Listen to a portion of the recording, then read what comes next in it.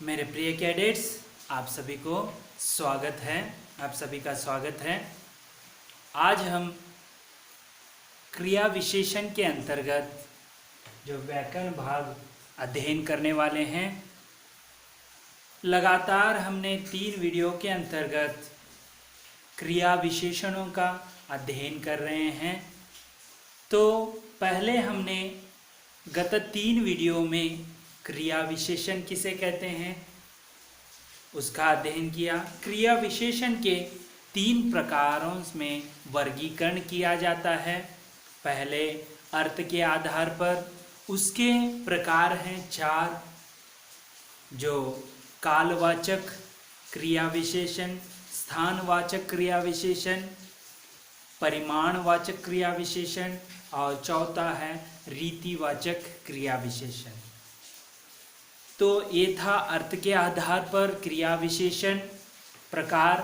दूसरा वर्गीकरण है प्रयोग के आधार पर जो है वर्गीकरण। इसके अंतर्गत 3 प्रकार हैं, जो पहला है साधारण क्रिया विशेषण, दूसरा है संयोजक क्रिया विशेषण, तीसरा है अनुबद्ध क्रिया विशेषण। जो है पिछले वीडियो में हमने इसका विस्तृत अध्ययन किया। जैसे साधारण क्रिया विशेषण में यहाँ पर स्वतंत्र रूप से वाक्य जो होता है, जो उसे हम साधारण क्रिया विशेषण कहते हैं, जो छोटा सरल होता है। और दूसरा है संयोजक क्रिया विशेषण में जो है यहाँ पर 2 उपवाक्यों में जो है संयोजक यानी जोड़ने की जो क्रिया है, यहाँ पर उसको बताने वाले शब्दों को जो है संयोजक क्रिया विशेषण कहते हैं। जैसे वैसे, यहाँ वहाँ, ऐसे जो शब्द हैं यह संयोजक क्रिया विशेषण के उदाहरण कहलाते हैं। उसकी भी हमने परिभाषा और उदाहरण सहित विस्तृत अध्ययन किया। तीसरा है अनुबद्ध क्रिया विशेषण, जो अनुबद्ध यानी यहाँ पर निश्चितता जो है, क्रिया का निश्चितता जो है यहाँ पर बताता है, उसे हम जो है अनुबद्ध क्रिया विशेषण कहते हैं। जैसे भर, ही, ये जो है निपात भी कहते हैं और इनको हम अनुबद्ध क्रिया विशेषण भी कहते हैं। इस प्रकार हमने क्रिया विशेषण के अंतर्गत अर्थ के आधार पर जो है वर्गीकरण उसका विस्तृत अध्ययन किया। प्रयोग के आधार पर उसका भी हमने विस्तृत अध्ययन किया। अब तीसरा है रूप के आधार पर वर्गीकरण किस प्रकार है, उसकी परिभाषा क्या है, उसे आज हम विस्तृत अध्ययन करने वाले हैं। तो अब हम जो है रूप के आधार पर किस प्रकार वर्गीकरण हुआ है, इसके भी 3 प्रकार हैं। जो पहला प्रकार है मूल क्रिया विशेषण, दूसरा है यौगिक क्रिया विशेषण, तीसरा है स्थानीय क्रिया विशेषण। तो आपको ध्यान में रखना है, अर्थ के आधार पर 4 प्रकार हैं, प्रयोग के आधार पर 3 प्रकार हैं, उसी प्रकार रूप के आधार पर भी 3 प्रकार हैं, जो मूल क्रिया विशेषण, यौगिक क्रिया विशेषण, स्थानीय क्रिया विशेषण। इस प्रकार तो अब हम पहला जो है मूल क्रिया विशेषण, इसका विस्तृत अध्ययन करेंगे अभी। तो पहला है मूल क्रिया विशेषण। इसकी परिभाषा देखेंगे, हमें आसानी होगी मूल क्रिया विशेषण को पढ़ने में। जो दूसरे शब्दों में प्रत्यय लगाए बिना बनते हैं। प्रत्यय यानी आपको पता है, जो शब्द के अंत में लगाकर जो है शब्द में परिवर्तन लाना। प्रत्यय लगाए बिना यानी प्रत्यय नहीं लगाना है, यहाँ पर लगाए बिना, अर्थात जो शब्द दूसरे शब्दों से मिलकर नहीं बनते, जो शब्द दूसरे शब्दों को मिलकर नहीं बनते, उन्हें मूल क्रिया विशेषण कहते हैं। मूल यानी जो है उनका जो है मुंह पूर्व जो है, ठीक है, इसमें शब्द दूसरा शब्द मिलकर जो है शब्द नहीं बनता है या प्रत्यय नहीं लगता है, उसे हम मूल क्रिया विशेषण कहते हैं। दूसरे शब्दों में हम इसकी व्याख्या देखेंगे, जैसे कि ऐसे शब्द जो दूसरे शब्दों के मेल से नहीं बनते, दूसरे पहला शब्द या दूसरे शब्दों से मेल से यानी मिलन से नहीं बनते, यानी जो दूसरे शब्दों में प्रत्यय लगे बिना, प्रत्यय यानी आपको विस्तृत जो अध्ययन है हमने किया है, लगे बिना बन जाते हैं, वे शब्द मूल क्रिया विशेषण कहलाते हैं। तो आपको मूल जो है क्रिया विशेषण, इसको परिभाषा के अंतर्गत आपको इसकी जो है जानकारी मिली होगी।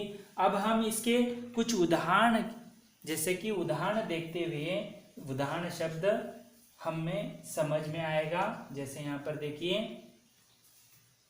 यहाँ पर उदाहरण शब्द हैं जैसे पास, दूर, ऊपर, आज, सदा, अचानक, फिर, नहीं, ठीक आदि जो शब्द हैं यह मूल क्रिया विशेषण कहलाते हैं। इसमें जो है यहाँ पर प्रत्यय नहीं लगता है, जाग, जागना, ऐसे जो प्रत्यय यहाँ पर नहीं लग रहा है। पास, पासना ऐसा नहीं होता है, पासी ऐसे नहीं होता, दूर, दूरी, ऊपर, आज, आजा, आजी ऐसे नहीं लगा सकते। दूर को लगा सकते हैं लेकिन पास है, ऊपर है, आज है, इसमें आपको जो प्रत्यय नहीं लगाना पड़ता है। पास के लिए पासी, पासे ऐसे नहीं लगाते, पास पास ही रहेगा, ये मूल क्रिया विशेषण कहलाते हैं। ऊपर जो है आज, आजी ऐसे नहीं लगा सकते आप, ये मूल क्रिया विशेषण हैं। अचानक, फिर, नहीं, ठीक, ये जो आदि शब्द हैं ये मूल क्रिया विशेषण कहते हैं। जो शब्द दूसरे शब्दों को मिलकर जो बनते हैं ऐसी क्रिया नहीं होती है, और यहाँ पर प्रत्यय भी नहीं लगाते हैं, उसे हम मूल शब्द क्रिया विशेषण कहते हैं। तो समझ में आया होगा, पास हो, आज हो या नहीं, नहीं के लिए कोई यहाँ पर प्रत्यय नहीं लगा सकते आप। जैसे देखिए नहीं, नहीं ऐसे कुछ नहीं हो सकता, नहीं है तो नहीं है, आज है तो आज ही है, पास है तो पास शब्द में कोई जो मूल शब्द कहते हैं, क्रिया कहते हैं, इसमें कोई बदलाव नहीं आता है। तो आपको मूल क्रिया विशेषण समझ में आया होगा।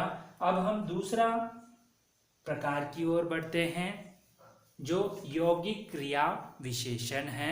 यौगिक क्रिया विशेषण की परिभाषा देखेंगे तो हमें समझ में आएगा, जो दूसरे शब्दों में प्रत्यय या पद आदि लगाने से बनते हैं। पहले जो मूल शब्द वहां पर प्रत्यय नहीं लगाए जाते हैं, तो यहाँ पर यौगिक क्रिया विशेषण में दूसरे शब्दों में प्रत्यय या पद आदि लगाने से बनते हैं। यहाँ पर लगाने से, प्रयोग करने से बनते हैं, उन्हें यौगिक क्रिया विशेषण कहते हैं। यहाँ पर प्रत्यय लगाते हैं, प्रयोग करते हैं।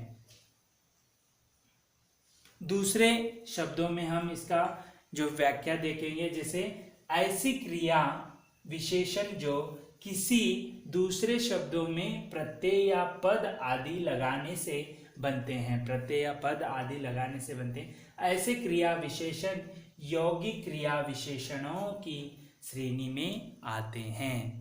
तो देखिए, पहले इसे डिवाइड किया गया है, जैसे संज्ञा से यौगिक क्रिया विशेषण, संज्ञा से, तो इसके उदाहरण देखिए यहाँ पर, जैसे सवेरे, साय,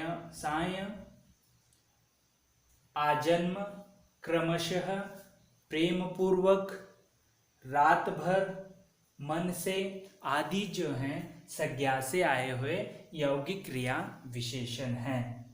तो इस प्रकार संज्ञा से हो गए। दूसरा है सर्वनाम से यौगिक क्रिया विशेषण जो हैं, जो देखिए यहाँ पर जैसे शब्द हैं यहाँ, वहाँ, अब, कब, इतना, उतना, जहाँ, जिससे आदि। ये देखिए क्रिया विशेषण में बहुत सारे बार आते हैं। हम इसकी विस्तृत जो गहराई में अध्ययन कर रहे हैं, इसीलिए यहाँ वहाँ जो है स्थानवाचक में भी आ जाते हैं, उसका स्थान जो स्थल है बताते हैं। लेकिन हम गहराई में जा रहे हैं, इसीलिए जो है उसका विस्तृत अध्ययन कर रहे हैं, इसीलिए ये सार्वनामिक यौगिक क्रिया विशेषण कहलाते हैं। यहाँ वहाँ, अब, कब, इतना, उतना, जहाँ, जिससे आदि जो शब्द हैं ये सर्वनाम से आए हुए यौगिक क्रिया विशेषण हैं। उसी प्रकार अगला है विशेषणों से क्रिया विशेषण। विशेषण से क्रिया विशेषण, जैसे यहाँ पर इसके भी शब्द हैं चुपके, पहले, दूसरे, बहुधा, धीरे आदि जो शब्द हैं ये विशेषण से क्रिया विशेषण कहे जाते हैं। अगला है क्रिया से क्रिया विशेषण। क्रिया से ही क्रिया विशेषण बनते हैं, जैसे खाते, पीते, सोते, उठते, बैठते, जागते आदि जो हैं यह क्रिया से क्रिया विशेषण बन गए हैं, जो यौगिक क्रिया विशेषण के तहत आते हैं। ये ऊपर जो हैं इनके क्रिया से क्रिया विशेषण ऐसे हैं। ये सभी जो हैं एक तो संज्ञा, सर्वनाम, विशेषण, क्रिया ऐसे उदाहरण हैं। अब हम तीसरे जो है, आपको दूसरा समझ में आया होगा, यौगिक क्रिया विशेषण, जो इसके अंतर्गत संज्ञा, सर्वनाम और विशेषण और क्रिया के शब्द भी आपने देख लिए। अब हम स्थानीय क्रिया विशेषण की ओर बढ़ते हैं। इसकी परिभाषा देख लेंगे। ऐसे अन्य शब्द भेद जो बिना अपने रूप में बदलाव किए किसी विशेष स्थान पर आते हैं। उसमें जो शब्द भेद में जो है बदलाव नहीं आता है, लेकिन किसी विशेष स्थान पर आते हैं, वे स्थानीय क्रिया विशेषण कहलाते हैं। विशेष स्थान पर आते हैं उसे ही स्थानीय क्रिया विशेषण कहते हैं। जैसे हम उदाहरण के तहत देखेंगे, वह अपना सिर पड़ेगा। वह अपना सिर जो है यह उदाहरण है। अगला उदाहरण है स्थानीय क्रिया विशेषण का। अगला उदाहरण है, जैसे यहाँ पर देखिए, तुम दौड़कर चलते हो। दौड़ना भी क्रिया, यहाँ पर चलते हो, तो यहाँ पर जो है स्थानीय क्रिया विशेषण है, जो विशेष रूप से यह प्रयोग में आता है। जैसे सिर पड़ेगा या दौड़कर चलते हो, ये जो चलने की क्रिया है, कभी कभी दौड़कर जो है ये क्रिया चलती रहती है, तो उसमें बीच में दौड़कर ही चलते हो ऐसे शब्द कभी कभी आ जाते हैं, इसीलिए स्थानीय क्रिया विशेषण शब्द कहलाते हैं।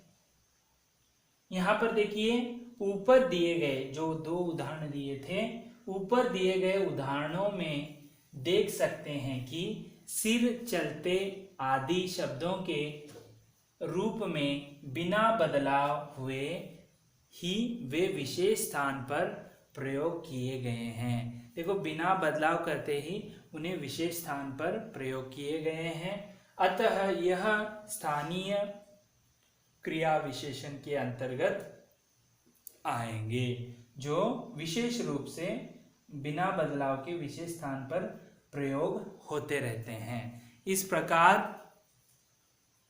इस प्रकार जो है आज हमने क्रिया विशेषण का जो 3 वर्गीकरण के अंतर्गत अर्थ के आधार पर, प्रयोग के आधार पर, उसके साथ साथ आज हमने रूप के आधार पर जो 3 प्रकार हैं।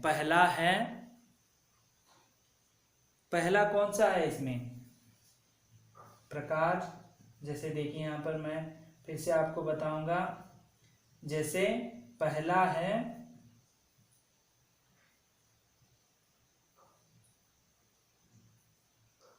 पहला है मूल क्रिया विशेषण।